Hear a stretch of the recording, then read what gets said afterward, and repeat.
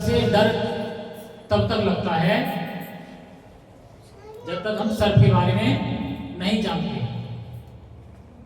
एक सपेरा होता है, उस सर्प के बारे में अच्छे से ज्ञान रखता है, तो जैसे ही सर्प को देखता है कहीं उसको पकड़ लेता है। जो उनके बारे में नहीं जानता वो डरते हैं। ऐसे ही हम मनुष्यों का यही हाल है कि हम जीवन की जो समस्याएं हैं उनके बारे में नहीं जानते, इसीलिए हम परेशान रहते हैं।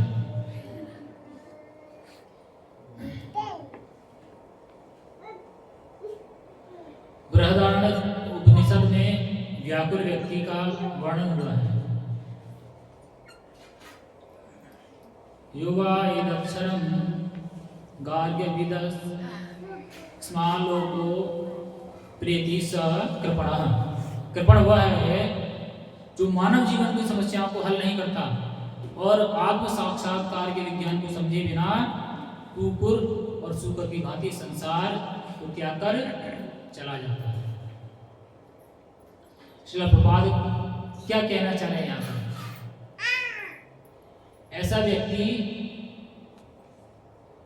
जो भौतिक जीवन की समस्याओं को हल करने का प्रयास नहीं करता और आत्म साक्षात्कार यानी मैं कौन हूं, मैं कहां से आया हूं, मेरा पिता कौन है और मुझे कहां जाना है। आत्म साक्षात्कार का मतलब यही है। मैं इन शब्दों का, इन सवालों का उत्तर जानने का प्रयास करना चाहिए और जिस समय इन सवालों का उत्तर जान जाते हैं तो हमारी जो समस्याएं हैं भौतिक जीवन से संबंधित उनका हल हमें स्वतः पता लग जाता है।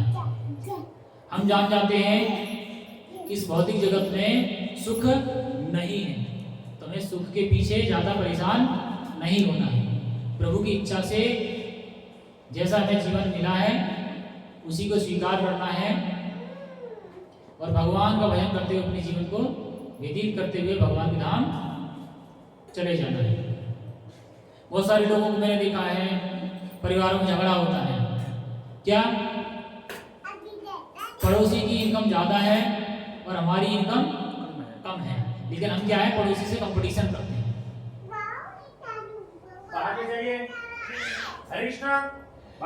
जब हम पड़ोसी से कंपटीशन करेंगे और उसकी इनकम तो हमारी से 10 गुना ज्यादा है, वो 3-4 लाख रुपए उड़ा रहा है, हमारी इनकम है 20-25 हजार, हम उसकी कंपेयर करने लगते हैं, तो क्या होगा?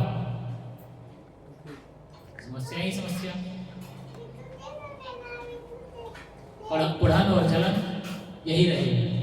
आप लोगों को कहा कि कोई डिस्टर्बेंस ना बाहर नहीं चाहिए। अपने आप को दुखी करते हैं। किस कारण से? दूसरे के सुख से। हम अपने दुख से परेशान नहीं होते हैं। कोई सुखी है ये देखकर हम परेशान रहते हैं।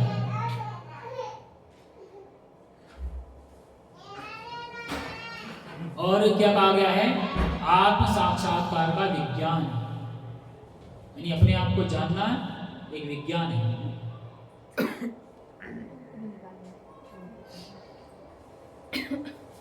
और यहाँ पे क्या कह रहे हैं प्रभुपाद? कुकुर और सूकर की तरह जीकर चले जाते हैं।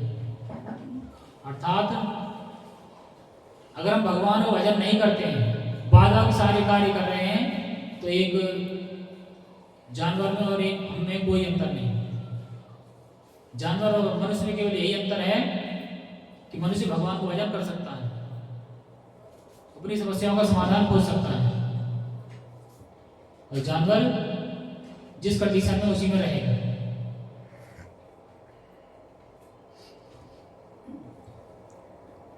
तो भगवान यही कह रहे हैं कि हमें जानवरों की तरह जीवन जी के इस संसार से नहीं जाना है, भगवत प्राप्ति का उपाय करना चाहिए। जीव के लिए ये मनुष्य जीवन अत्यंत मूल्यवान निधि है।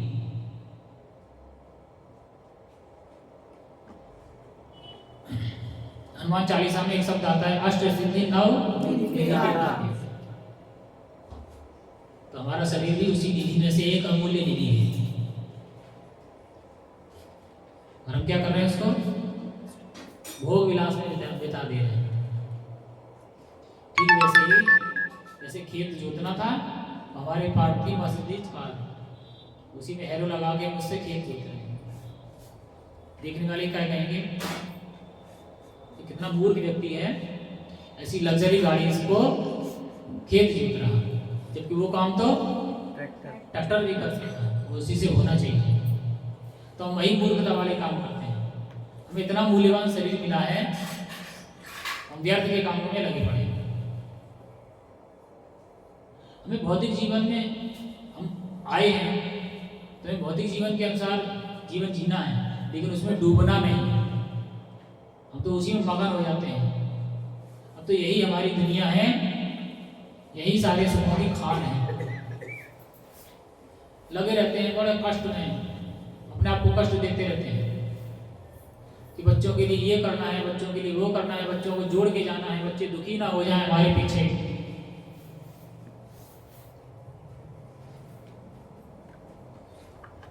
बच्चे दुखी और सुखी होंगे अपने कर्मों से। आप कुछ भी करके चले जाओ, अगर एक बेटा आपका जुआरी हो जाए तो उसको एक दाव दे खेलना है। सट्टेबाजी में एक बार तो पैसा लगाना है, खत्म कहानी, आगे सड़क पे। आप तो उसको पूरा जीवन का जोड़ के गए थे।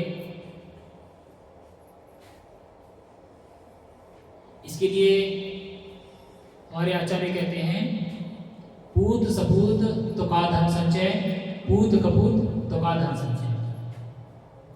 अगर योग्य है तो कमा लेगा, अयोग्य है तो कितना ही जोड़ के जाओ सब बर्बाद कर देगा। इसलिए ज्यादा धन प्रॉपर्टी होना चाहिए लिमिट का, जिससे आपका जीवन चलता रहे। बाद में बच्चे अपना खुद देखेंगे व्यवस्था। लेकिन हम क्या है, 4 बच्चे, चारों को लिए बराबर बराबर होना चाहिए। अपना शरीर नहीं देख रहे हैं, बीमारी नहीं देख पा रहे हैं।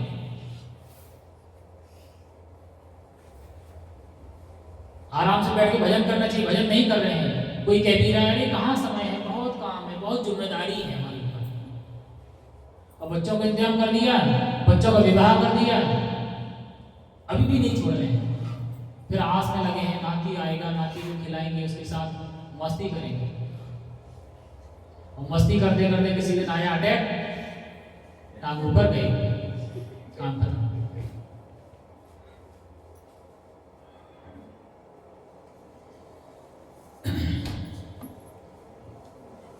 यहाँ पे आप लोग मस्ती नहीं करते हैं। उस दिन पुष्प अभिषेक था, कहीं आप पब में बाहर में जाते, इतना आनंद प्राप्त नहीं होता, और पैसा भी खर्चा करना पड़ता, और कहीं जाके नाली में गिर पड़ते जाके। शरीर की हानि अलग से, और नाली में गिरते ही कहीं पैर टूट गया, कहीं हाथ टूट गया, कहीं सिर फट गया। इलाज और करवाते फिरेंगे घर वाले। अच्छा ये न्यू ईयर पार्टी मनाने गया था, ना जाता तो ज्यादा अच्छा था। पहले न्यू ईयर पार्टी में खर्चा किया, अब इसके इलाज में खर्चा करो।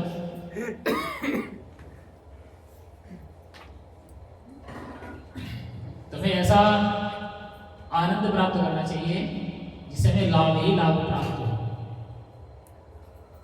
तो जब हम आध्यात्मिक जगत की ओर बढ़ते हैं तब हमारे इस शरीर का लाभ ही लाभ होता है, हानि बिल्कुल नहीं होती। जैसे उस दिन उस उत्सव में जितने भक्त शामिल थे उनका हर तरह से लाभ हुआ। भगवान के उत्सव में सम्मिलित हुए, पुण्य लाभ हुआ। उसके बाद में पुष्प अभिषेक वहाँ हुआ, फिर आपके ऊपर पुष्प वर्षा हुई तो आपको अपार प्रसन्नता हुई, और उसके बाद में फिर भरपेट प्रसाद की प्राप्ति हुई।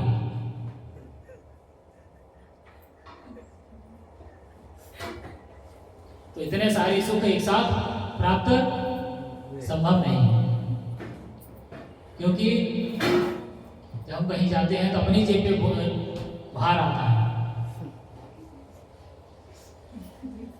यहाँ तो जिसके पास है वो भी आनंद ले रहा है, जिसके पास नहीं है वो भी आनंद ले रहा है। राजा रंग सब बराबर।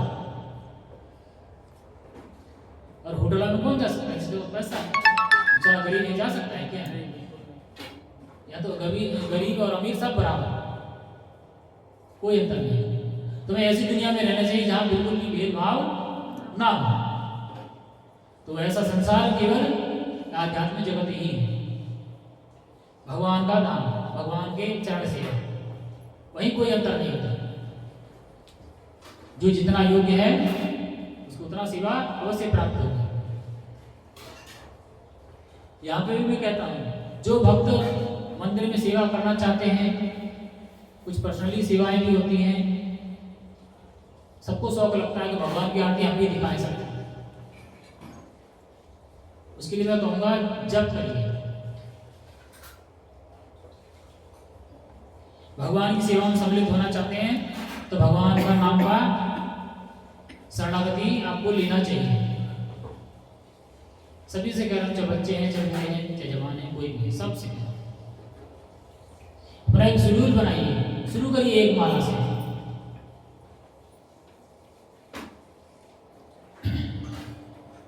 अगर हम ऐसा नहीं करेंगे तो जो सेवा अपराध आएगा, फालतू में लोड और आएगा आपको। चले थे पुण्य कमाने, उल्टा क्रिमिनल और बन गए। अगर उससे बचना है तुम्हें क्या करना है? भगवान का प्रिय बनना है। और जब हम भगवान के प्रिय होते हैं, जैसे माता पिता अपने बच्चों की, जो छोटे बच्चे होते हैं उनकी जो क्रियाकलाप होते हैं, उनकी क्रियाकलाप को देखकर प्रसन्न होते हैं, चाहे वो उल्टे सीधे क्रियाकलाप ही क्यों ना करें। छोटा बालक जाके पानी में खेलने लगता है तो उसको देखकर एक पल को तो प्रसन्न होते ही। ऐसे ही भगवान, जब हम भगवान के प्रिय होते हैं तो भगवान हमारी छोटी छोटी गलतियों को अनदेखा करते हैं। वो क्या देखते हैं कि मेरा भजन कर रहा है, अभी नहीं जानता है, धीरे धीरे सीख जाएगा। जब आप कर ही नहीं रहे तब क्या है? तब तो फिर क्रिमिनल की श्रेणी में रहना ही रहना है। इसलिए मैं सबसे कहता हूँ, कभी ऐसा ना हो कि आपको मना करना पड़े कि प्रभु आप भगवान का भजन नहीं करते, इसलिए आप ये सेवा नहीं कर सकते। इसलिए सबको भजन करना चाहिए, सबको नाम जप करना चाहिए, जिससे ये नौबत ना आए बाद में कहें प्रभु जी हमें भी अभिषेक करना है। पूछा कि आप जप करते हैं? तो नहीं, तब आपका नंबर नहीं है, आप भगवान को स्पर्श नहीं कर सकते। आज जन्माष्टमी में ऐसा हुआ था, कई भक्त चाहते थे लेकिन नहीं कर नहीं पाए।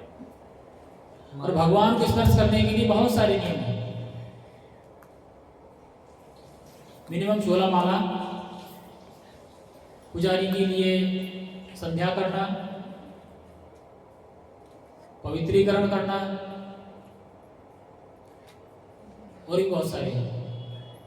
लेकिन आप कुछ नहीं कर सकते तो इतना तो कर ही लीजिए, जब करना शुरू करिए।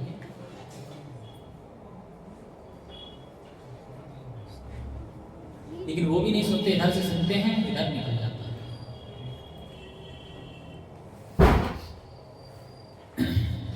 31 तारीख को है अभिषेक, मुझे माला नहीं कर रहे हैं तो जो भगवान की प्राप्ति के लिए प्रयास नहीं करता